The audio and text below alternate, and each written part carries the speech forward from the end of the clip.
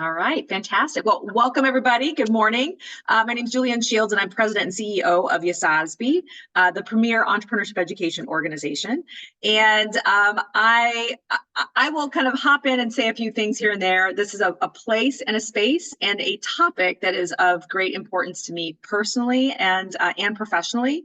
So I will kind of jump in here and there, but I would love to pass it off to my colleague Brittany, and then Jason after her to talk a little bit to introduce themselves and talk more about this exciting program on arts and creativity in entrepreneurship education. Brittany.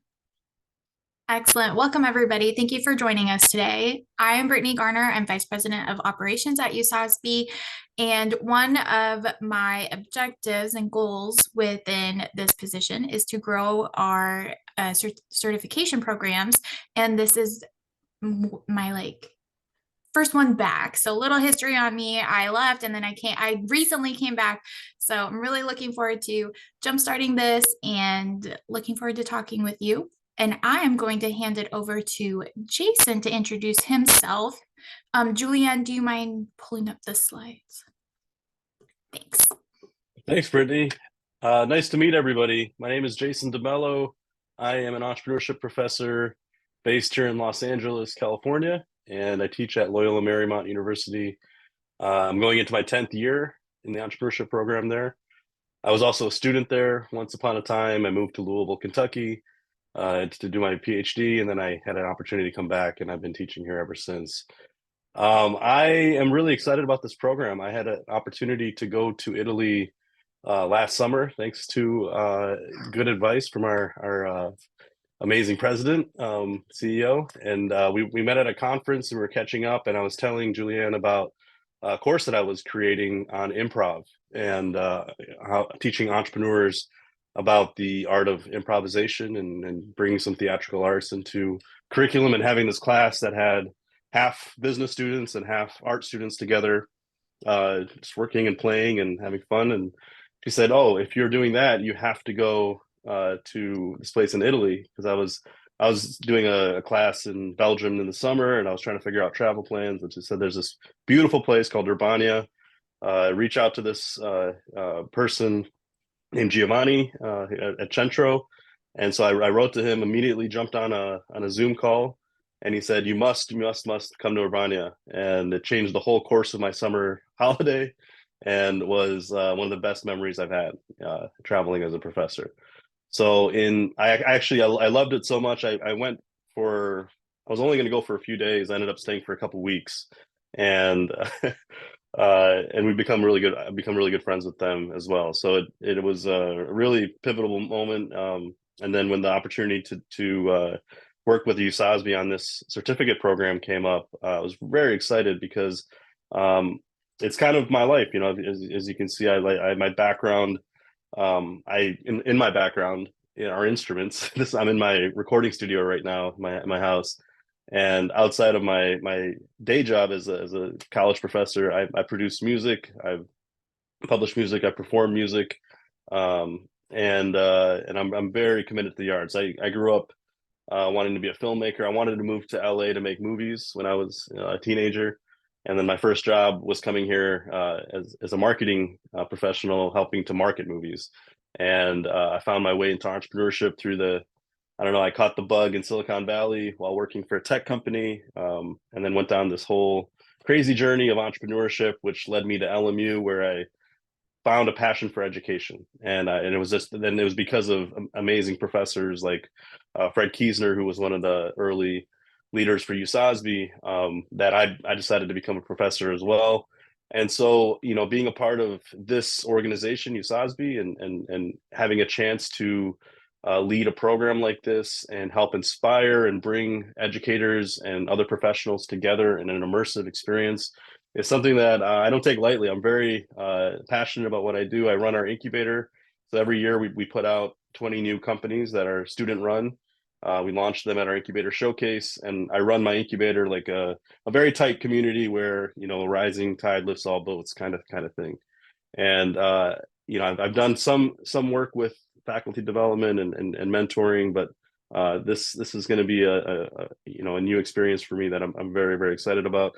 As you can see, I'm still kind of early in in this effort of creating curriculum that bridges together entrepreneurship and the arts. So last year I taught a class. I co-taught it with an acting with a theater professor. And this upcoming fall, I'm creating a class on the business of music, and I'll be collaborating with Macy Gray, a singer that I've become friends with through my work in the studio, and we're trying to bring in people that can help students learn about not just how to make music, but how to make a living making music. So really excited about that as well. I serve on several boards that are in some of the spaces that we're going to be studying on this trip, including fashion and social justice and entrepreneurship. And I run a financial literacy program here in LA called the Save It Forward Initiative, where I think this is another initiative that is another area that brings entrepreneurship, arts, and business together, where teaching creative people that have passion and ambition to do hard things and to create, learning how to be fiscally responsible and how to save money and how to be able to fund their dreams. That's the reason why we started this financial literacy program out of entrepreneurship and not out of finance, because we don't want to have students always thinking about how to raise money from venture capitalists. So some of the learning outcomes from this program are to, we teach human-centered design a lot. You guys have probably studied that or taught that. And I think one of the first things that you'll get in this program is empathy, being able to be immersed in a really culturally rich environment full of creators, designers, artists, small business owners, and just learn from a really amazing traditional culture in Italy. And one of the beautiful things about Urbania is that it's they have all the technology, and you'll get Wi-Fi and all that kind of stuff as well. But it's a very you kind of feel like you've gone back in time a little bit by being there, and that's the reason why Centro decided to create their school there, is to give international students a really authentic Italian experience that they wouldn't get in bigger cities, and because of that, I think us going there, we're gonna really learn from amazing creators in culinary arts and ceramics and performing arts.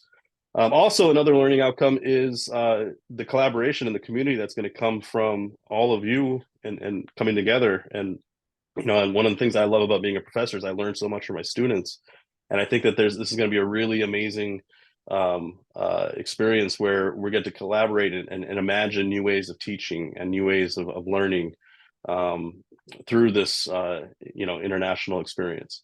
And then finally, taking that knowledge, taking the discussions, taking the experiences, and transforming that into creating new innovative teaching methods that we can bring back to our institutions or our work back here. Cool. Any questions about the learning outcomes from anybody? Cool. Okay. So this is the agenda for the trip, and it's not totally set in stone, but this is a pretty strong representation of what the experience is going to be like. And as you can see, we'll be exploring artistic disciplines in ceramics, visual arts, arts and fashion, culinary arts, performing arts, and this is all intended to unlock that entrepreneurial, creative mindset. I was actually just in India for my cousin's wedding, and his dad is a very successful entrepreneur, CEO, and he became really big into ceramics and pottery. And he told me, I asked him why, I told him about this trip, and I asked him, like, what got you into pottery? I'm going to be taking some educators to this place that's famous for ceramics. And he said that for him, he was having high stress and he had some health issues, and his wife was an artist, and she sat him down at a potter's wheel, and he realized that, like, when you're making pottery, you can't think of anything else. You have to be totally present and in the moment. And this passion turned into something that became a 20-30 year passion of his. And recently he had his own art display. He had his own gallery in Bombay, India, in Mumbai, featuring his work. So I think there's a lot of crossover between business and arts. And yeah, this the schedule, the Centro partners, the restaurants that we'll be going to are fantastic. You'll meet many of the chefs. It's just it's a really strong agenda. I didn't get to do all of this stuff while I was there, so I'm just as excited to come back on this trip. And I wanted So to if point there are out. any, Oh, oh, no, go ahead, go ahead. Julie. I was just going to say, No, I want to point out a couple things on this schedule because it's logistical stuff that a lot of people often have questions about. In addition to all of the curriculum elements that you'd be working with Jason on, and the entrepreneurs and the chefs, et cetera, or artists, you would also get 5 sessions of conversational Italian. So this is a very small town, and Urbania is a very small town. There's about 7,000 people in this town. So it is not a place where everybody speaks English. It's a great place, and you'll also get some conversational Italian so that you're able to kind of get by on your own with ordering food, with saying hello, greeting people, understanding, right, left, etc. Don't ask me what's right and left in Italian. I can't remember that off the top of my head. But that's some of the things that we want to make sure that you understand too, because language arts and understanding the culture in which you're at is also an important part of the empathy that Jason was talking about. You will get 2 meals covered a day, a breakfast in the morning typically, which is at the hotel. It is a hotel that you're staying at, not in an apartment. So you will have breakfast there. And then there will be either lunch or dinner, depending on what the schedule is for the day. We've done similar programs in the same location for the past 2 years. And what we have heard from people is that this is more than enough food. If you don't have extra cash to spend on food, 2 meals a day in Italy is more than enough. The food is plenty there, but we do want to give you the option to go out on dinner on your own or grab lunch on your own when it's appropriate, if you so desire. Having choices is an important piece too. There'll also be an excursion to Urbino, which is where the area Duke had his palace back when that was the way that Italy. Well, it wasn't a country then, when the areas of Italy actually were more independent. And then they're also looking at some different places as far as like the fashion part we haven't done before. So I'm actually excited to see what you guys bring back as far as that goes. So those are some of the logistical things that we can talk about. We can also talk about flying in and out of Bologna. One of the other things that previous participants that have gone to this area have said is that they wish they had tacked on some travel after the USASB certification, so they could travel somewhere on their own. And so we did make sure that that's a piece of the encouragement of this particular certification as well. So I'm going to shut up and Jason and I can answer any questions that you have too.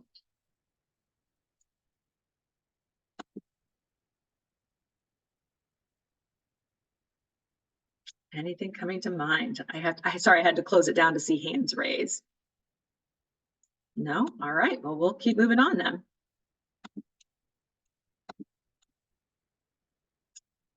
So the important dates to think about as we're getting ready to make this a reality is that the deposit of $1,000 is due March 15th to hold your spot. We are limiting the number of participants this year to 12. So we've had more than that. Last year we almost had 12, but we had almost 20 the first year, and that was a bit too much. So we're limiting it to 12 this year. Deposits due of $1,000 on March 15th. The balance is due on April 15th. One of the questions that comes up is if you are going and then a partner or a friend is coming with you as a companion, it is 2 deposits that are due, not just the 1 deposit on March 15th. So that's something to consider. Arrival is in and out of the Bologna airport. Again, this is something where you can fly into Bologna on June 15th, or if you fly into Rome and want to travel around and then come up to Bologna, you can just meet us there at the hotel June 15th. So we're trying to be a little more flexible with that. But Bologna is the closest international airport, and it's very convenient. So there's that. The certification itself runs from June 15th through the 22nd. Again, all of your hotels are covered until the last night because you may decide you want to go somewhere else. And then 2 meals a day are covered. as well as all the curriculum, all the on-ground transport, which is a big deal because we are in, like I said, a very small community of 7,000 people. There is one taxi driver in the town of Urbana, and there's not really rental cars to be had. So we've got you. That sounds terrible, but we've got you covered. But we also have you. We can get the taxi driver to take you someplace if you need. That's not a problem. But there is just one, and so we need to arrange everything in advance. And then we depart to Bologna June 23rd. All right, and here's just some of the registration information, deposit, the double occupancy rate. So if both people, it's $39.95. Again, that covers all the stuff that I talked about before. Single occupancy, if you just want to be on your own in your own hotel room, this is how European hotels work, and so we have to abide by that. And then, of course, the non-certificate companion, they can come along with everything. They can participate in everything. We don't limit that, but they just won't get the certification at the end. And they also don't have to do a work product at the end either. All right, this is, oh my gosh, I have to show you this picture. This is, so you see Giovanni at the very end, very Italian, he's amazing. But this was some of the group, not all the group, but some of the group from last year. And this meal went on and on and on. I think there were 8 appetizers and 4 main courses. And then there was dessert. I think we all just rolled home after this one. So it was pretty amazing. All right, any other questions? We're happy to answer. Brittany is the kind of the key person for logistics to talk to. Any kind of curriculum stuff is Jason. And if you just want to call and talk about Italy in general, that would be me. I'm just curious to know more about the curriculum and kind of what the approach is. Are we talking about using the arts and creativity in general entrepreneurship education, or are we talking about specifically working with visual and performing arts or other art students? Can you just a little bit more on? Yeah, I'll say a few things, and then Jason, feel free to jump in a little bit. So these certifications are primarily for unlocking pedagogical perspectives, whether you're a business professor, whatever your discipline. It's how do you infuse arts and creativity into your program, into your class, into your coursework, etc. So the ideas and stuff that you're going to be exposed to are meant to inspire you to figure out how do you integrate those into your program or curriculum. So there will be certainly physical things that you're actually doing, but then there'll be conversations that you have about how do you include this to unlock things within your particular context for so what you're trying to achieve with your students or your community or whatever your audience is. So that's the intent of the immersive experience. Is we have these very specific things that are designed to kind of deep dive, not deep dive, but get into an artistic discipline, but then you can get to figure out how do you pull stuff out of that in order to make it make sense for your context.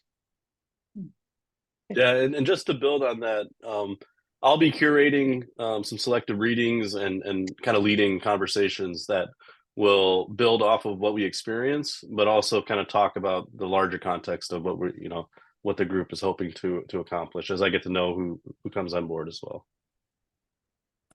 Is this specifically for educators, or, like I said, I'm a corporate trainer, so I'm not in higher education.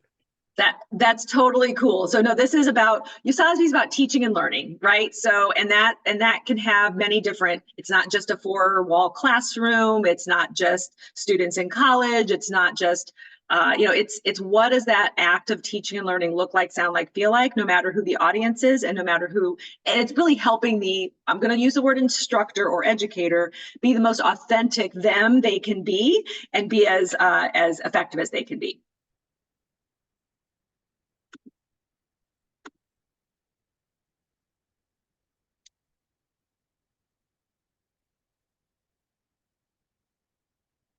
Theodora, sorry about the timing. That's bumming. That's a bummer that the timing won't work for you, but maybe next time.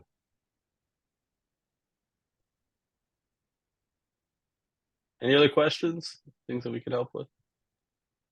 If nobody else does, is there any thought of having doing the same curriculum, the same kind of work, but stateside to help with costs? Because I don't have any kind of departmental support in this. It's just something I want to be able to offer more to our professors.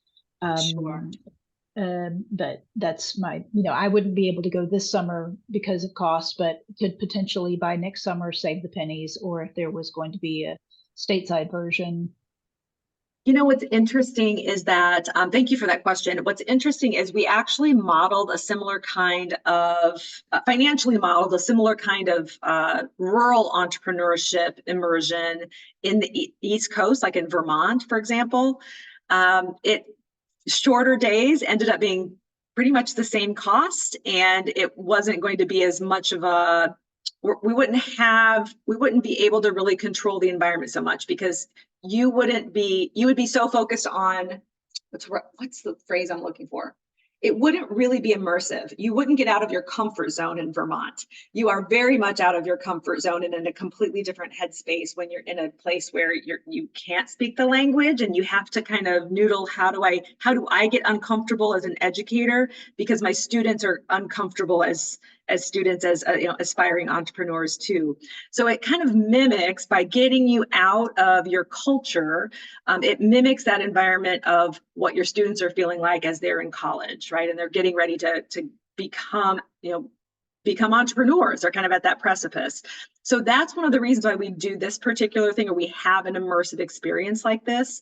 So that's kind of the structural part. The financial part is it's not that much cheaper at all, in fact, to do it in the US, and it's kind of less impactful. We do have different kinds of certifications that are like only virtual or hybrid, but there are certain things where we do want to get people out and get them into a different headspace. So I would say keep your eye open, because I'm not saying no, we'll never do something like that, but there is a true value component of being that learner in a different environment. I think I have 2 questions. Yeah. The first one is, how do I get more information on other programs that USASB has to offer? And the other one is, this is something that's done in Italy every year. So it's interesting. We love working with this partner because we don't have to do any of the logistical stuff. Like, they handle all of the like that whole scheduling and that whole making bus transportation, and they do all of that so that we can focus on what we're good at, which is the curricular pieces, right? And that element. I like working with this particular place. So we try to go back there each year, maybe not always the same curriculum. Like, we did rural entrepreneurship there for the past 2 years. We're piloting this arts and creativity there. It's a microcosm, so you never know. It might just be on fashion design and marketing the next year. So we kind of play with this particular partner. We are looking at other locations in the world to do different immersive experiences. And that's part of what Brittany gets to do. Like, we're out of time. I'm out of time to be able to do that, but that's one of the things that Brittany's going to be up to. So we like working with partners where we can just kind of write a check and have them handle all the work, and we can focus on what we're good at. And they're very good. I got to sit in and watch them bring in different groups that were coming in and onboard them and welcome them in. And they're very professional. Like, I've done a few international programs, and this is the best I've experienced. So.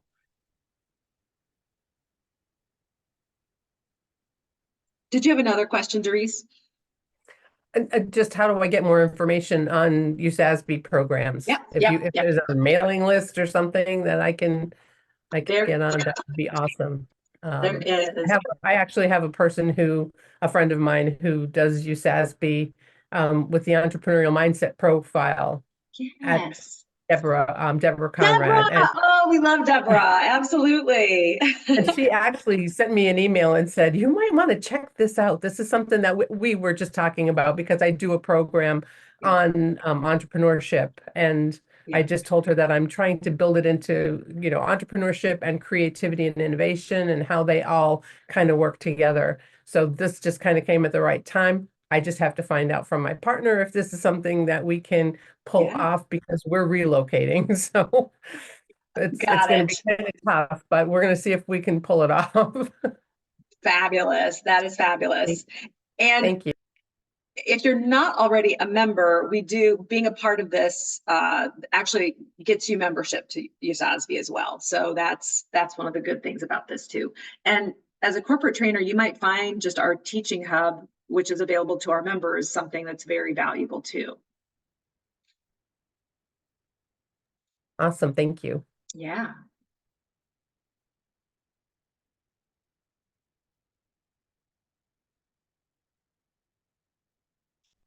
All right, well, I'm going to stop recording then, and